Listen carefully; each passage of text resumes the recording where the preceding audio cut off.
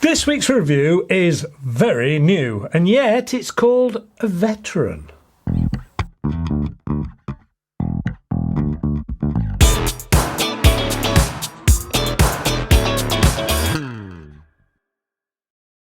Hello and welcome to AAR On Air. This week's review is the review of the new, well, certainly new to the UK, Veteran 2 from Taipan. And let's cut straight to the chase, shall we? Because this is another beautiful made rifle from the Czech Republic, which is the one place that is producing what seems to be the market-leading airguns at the moment, such as Airgun technology, Caliber gun and Epic. And now maybe we can add Taipan to that list. This is the Veteran 2, and I must admit to never shooting the Veteran 1, so this is going to be a review on its own merits rather than a Mark II review comparison. To start with, let's get a few stats out of the way, shall we? Around this laminate version I have here. Yes, it is a bullpup and has a 550mm CZ or Lothar Walther polygon barrel with a 700mm available if you're looking for higher power levels or longer distance shooting. Either way, it comes with a weaver rail inclined by 20 MOA, again hinting at its greater distance shooting capability. It is available in 177, 22 and 25 calibers. Whichever caliber you choose, it will have two 10-shot magazines included with it. It has an overall length of 820 meters and has a claimed weight of 3.8 kilograms, which is around 8.4 pounds. Phew.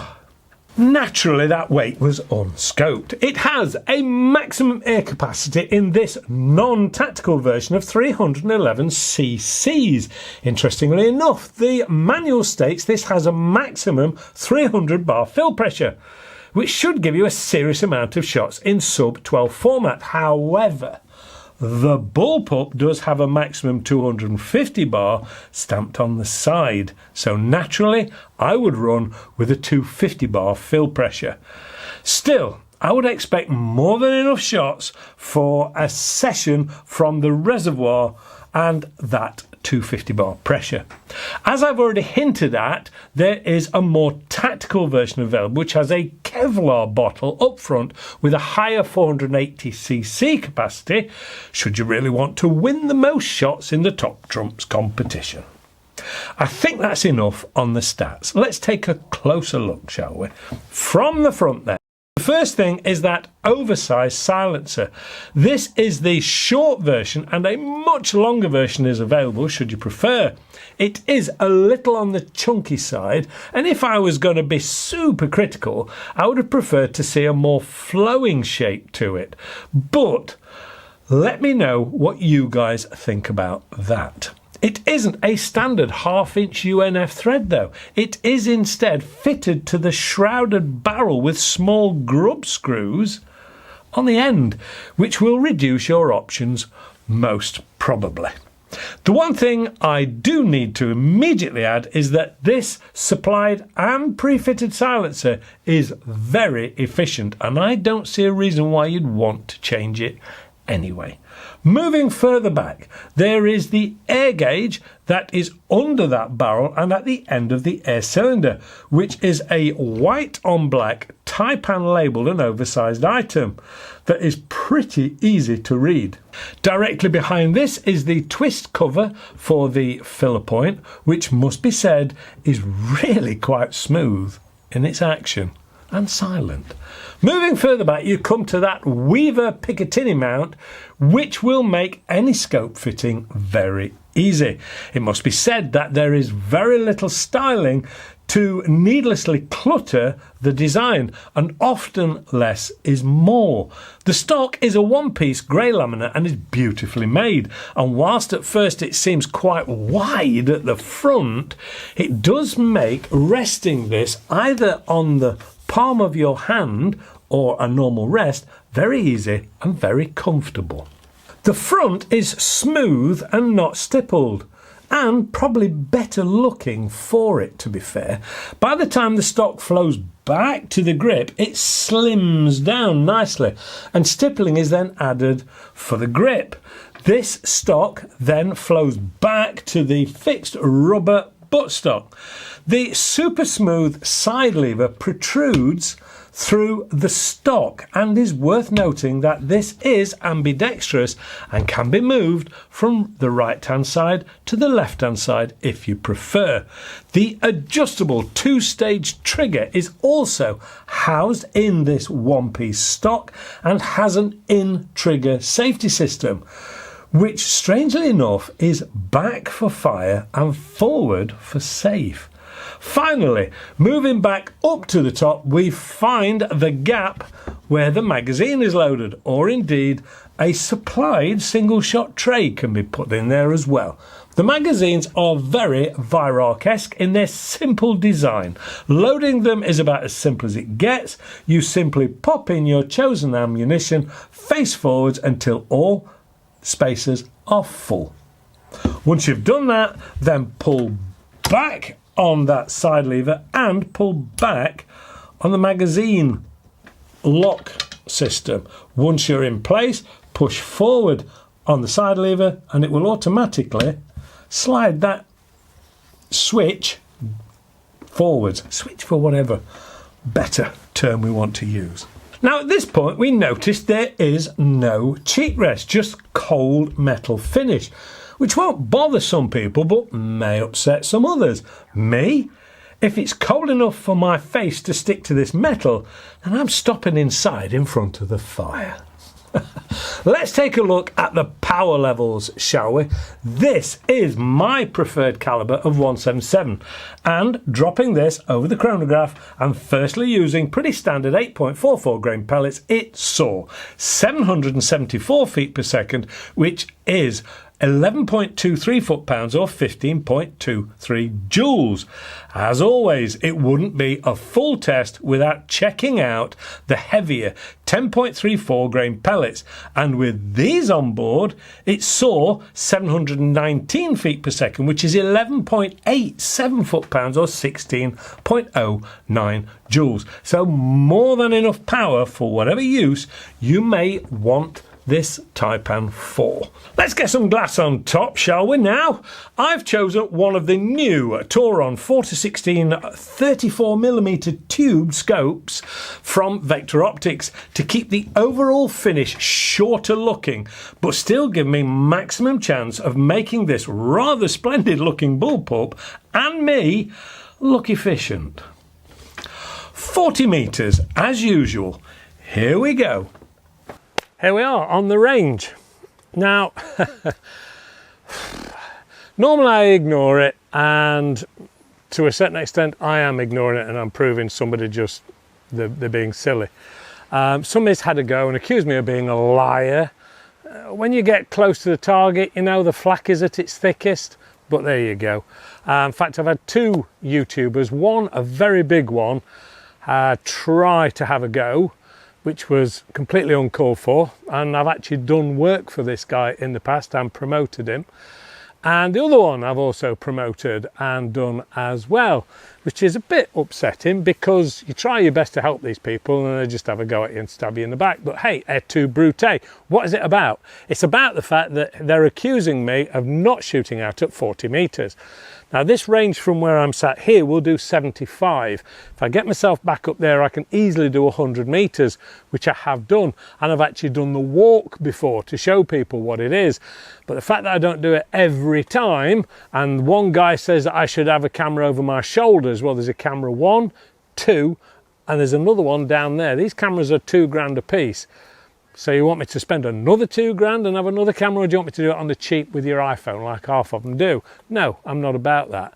But just to settle his argument, saying that you should see a camera so you can see exactly what distance is, try this one, because this is a camera with a 300mm lens on that then goes back to a 150mm lens.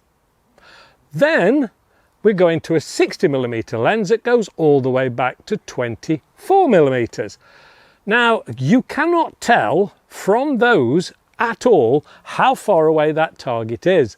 That target is 40 meters. So sometimes you just have to take it on faith a little bit. And for what other reason? It's like playing golf. The only person you're cheating is yourself. So I don't do that. I shoot out at the distances I say, which is normally 40 meters for a rifle and 10 meters for a pistol. And occasionally when you get something like the Lyra K, you stretch it out a bit more. Sorry, not the Lyra K, the Mito. I do beg your pardon, the Mito. Lyra K is a good gun as well, but the Mito, you stretch it a bit further because it's got a stock and everything on it. So the point is, I shoot out at 40 meters. And if you don't believe me, well, that's your problem. The rest of you, just take it on faith that that's what I'm doing. And I am comparing all the guns on the same distance. Sometimes, like today, it was as calm. And as soon as I start shooting, the wind comes. But no doubt the flag on the back that you can see is blowing around. Somebody's going to about accuse me of that being AI. But it anyway, whatever. Now, I could just do without that wind. But, like I always say, we shoot what we brung. Now I have, with this one, zeroed it, and you can see that's the original one down at 40 meters that I've zeroed 10 rounds. Couple out the way, the rest of them starting to group nicely together. So I'm assuming now that that hopefully is enough for me to then put one of these 10 round magazines through this. Let's get on with it. This Taipan Veteran 2. As I've said, I've not shot the one. In fact, this is the first time I have shot a Taipan. And I must say, it does feel quality. It's bound to feel quality because CZ, it's made in the Czech Republic, again, which seems to be the centre of excellence. There's one or two things about this that as I've shot it, I've found that, you know, I would have preferred, but there is no such thing as utopia, as we know. Now, this is a bullpup gun with it at the back, but the action is still forward, so you're not trying to flick your ear hole with it. It does have quite a flat front on the bottom, which almost begs itself for a rail for a hamster, because it is very flat for you to be able to shoot like that. So nice, beautiful wood, beautiful stock, done in laminate, which is my favourites, and very flat. And it would just, it's crying out really for a hamster, a rail system for a hamster. The rest of the stock is really comfortable. The grip is really comfortable on this. The side lever comes instantly to finger straight off the trigger, which is absolutely fantastic. Magazine's the easiest thing to load. It's just like a Viroc. You can load them single-handedly, no problem at all. There is a silencer on the end of this one, and it does make it very quiet. So I am very impressed at the noise. Again, because you're using equipment, the mics will automatically adjust for any louds and pops and bangs. You have to take my word for it when it comes to filming. This is very quiet. And of course, as always, it's even quieter when you are shooting with a pellet in it. So, Taipan, really nice. We're down at 40 meters, as I say. We're going to shoot, and we're going to fire 10 rounds off using a Tauron 416. Tauron is just a change of name from a Taurus, and there is a story behind that, but I won't bore you with it this time. The safety is in trigger. The bizarre thing of it is you push it forward for safe, you pull it back for fire, which does seem to be a bit reversed to me, but there we go. Let's give it a go. As I say, it's the only second magazine I've actually put through, and hopefully everything and the gods and the wind gods are going to be on our side.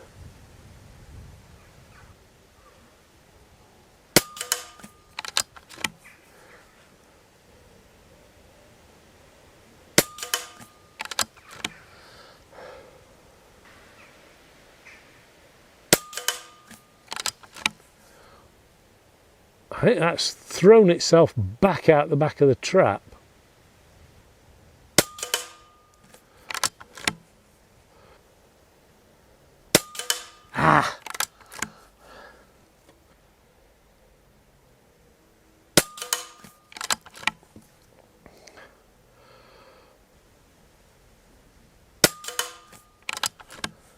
It's a really nice smooth side lever on this, really nice. The trigger is set just light enough.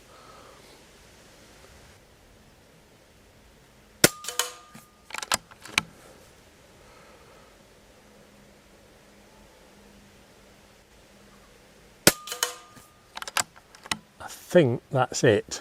There's no lock open after last shot, so you can feel that I don't think it's actually put a pellet down there, but we'll try just in case it has.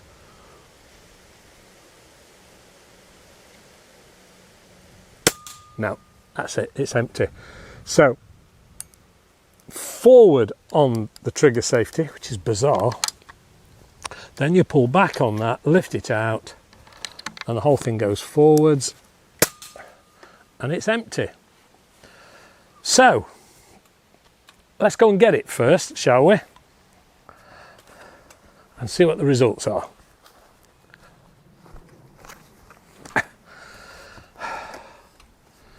Let's see if you can in fact see that. This one is simply where it ricocheted back out, fragments of the pellet came back out of the trap. The rest of it, and there was one flyer which was my fault. Other than that, I don't think that's bad at all. We have got a bit of wind and it has been variable, it's been coming and going, but we shot through it. It's a 177, so it's more susceptible to a bit of wind, but I don't think that is bad at all for only the second magazine that I've ever put through and touched this gun. So yeah, spend a bit more time, take it easier, go through an assortment of pellets if you like. I mean, I've just used QYS's, and the reason I've used QYS's is because I know the company that makes this, and I also know that there are other guns like QYS's, so I thought it'd be a good start. And anyway, CZ barrels like QYS's, so, and that I don't think is bad at all. More time, more effort, maybe some of the streamlined rather than the domed, or the lighter ones rather than the 9.56 that I've just shot. You could probably do it with a lighter pellet and get better results. I think it shoots really nice. The side action is really nice, the trigger's really nice, it's comfortable to use. It feels a little on the weighty side, but it shouldn't really matter when I'm resting it anyway, and it is very quiet. Okay, let's find something wrong with it, shall we? It's not a deal breaker, but just to be fair, otherwise somebody will have a go at me again, it doesn't have any form of cheek rest at the back, so you are resting onto bare metal, and it's not really even a rounded bare metal, and you can actually feel where the bolts are coming out the top. It really is crying out for some sort of either plastic, wood, or whatever, just a bit of a rest on the top. On a day like this, just t-shirt weather, 20 odd degrees, doesn't really matter. On a cold day when you're out and about, that'd be pretty uncomfortable, to be fair, unless of course you've got a beard, then you'd be all right. So that's my only gripe about this. Other than that, it's really nice to shoot out at 40 meters. That's how bothered I am. Yeah, out at 40 meters, that I think is really good. I've only used a 4:16 magnification scope, which is quite bizarre because I always used to like big numbers on scopes, and I've found that these Taurus, they're just like widescreen TVs. They really are. Tauruns as they're called now. They're so easy at that kind of distance. So there it is. You have the Taipan Veteran, not unlike myself I suppose, Veteran 2, and I really quite like it. Yeah, so on that note, back to the studio. I think that's pretty good for a first time out with this new to the UK bullpup. It is nicely balanced and really very quiet to use. The grip is comfortable and has a really nice trigger as well. I do like the laminate stock in its more matte than high gloss finish. The magazines are so simple to load and use. Of course, the main question is that of price. And this level of finish doesn't come cheap. This Veteran 2 will set you back £1,565 UK, which isn't really out of the way for something of this finish and quality, but not in everyone's price range, I understand. It is not necessarily a gun for all weathers and to be out pest controlling with. But some may do that, and furthermore, it is going to get you noticed on the range due to its more exclusivity, numbers-wise. That said, it is completely capable and is compact enough to make it an easy task, whatever you're doing. I've quite enjoyed my first time with a Taipan, and hopefully you've enjoyed this review of the Veteran 2. If you have, please give us the old thumbs up, subscribe, and don't forget to hit the alarm notification bell to be kept up to date when any new reviews are produced. Don't forget to visit the AAR On Air website for amazing competitions that run from time to time, and of course the AAR merchandise. A big thank you to Veteran for getting hold of this Taipan for me to review for you. But as always, the biggest thanks goes out to you guys for watching and supporting the channel. That's it for this week. Please stay safe and shoot safe, and hopefully I'll see you all again next time. Bye for now. That's really quite nice. I quite like that. It's different.